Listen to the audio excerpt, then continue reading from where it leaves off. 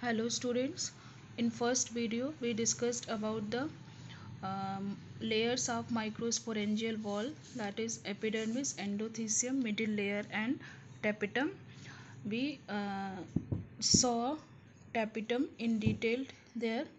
So the second layer of that anther is sporogenous tissue, and so you can see here that this is microsporophyte, and or you can say this is sporogenous cells, and it divides regularly to form diploid microspore mother cells. These are the microspore tetrad, and you can say you can see here said that this is the callose wall and this is the diploid nucleus.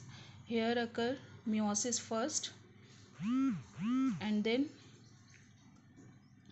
you can see meiosis second. There are two microspore, then occur meiosis second, haploid nuclei are formed, and then microspore tetrad. So sporogenous cells, it divides regularly to form diploid microspore mother cell, or you can say pollen grain mother cells, and these are initially connected by plasmodesmata. As I think you all are knowing about the plasmodesmata, it is a cytoplasmic connections which connect two cells together, and it get broken by the formation of callose layers, which is inner to cell wall. Can you tell me why the callose develops? It is for your homework. What is the meaning of callose layer?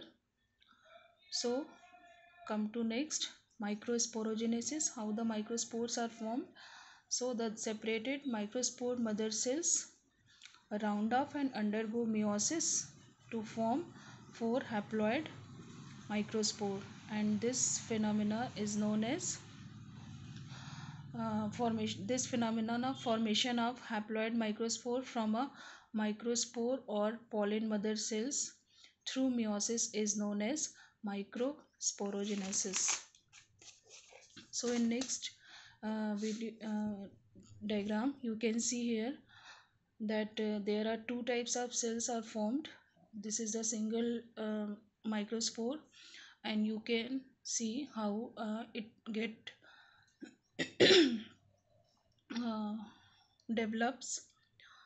So it develops into two types of cell. One is vegetative cells and second one is generative cells. You can see here growth of microspore into pollen grain. This is the microspore. You can see their vacuoles, nucleus, and this is going to divide. You can see this chromosome gets separated, and then it form a larger vegetative cells and a smaller generative cells. These two do not have cell wall, only has cell membrane, and this larger one, that is known as vegetative cell, it is non-reproductive at all, and it is the larger cell of the male gametophyte. Then see here, this is generative cells. It is smaller cell, compact nucleus and thin layer of cytoplasm, and it forms two male gamete. So you can see here this generative cell, it get form male gametes. This is the exine, germ pore, nucleus full of cytoplasm, intine, and this form tube cell and generative cell. So you can see here generative cells, it undergoes mitotic division to produce male gametes. See here, this form the pollen tube and produces two male gametes. So in over 60% of the flowering plant, the pollen grains are shed in two cell stage, and nearly 40% it shedded in three cell stage, one tube cell plus two male gamete. See here, this divides to form tube cell and generative cells. Tube cell will form the pollen tube. So tube cell has an irregular nucleus and a large vacuolated cytoplasm having reserve food. Reserve food for what? For the nutrition of growing pollen tube.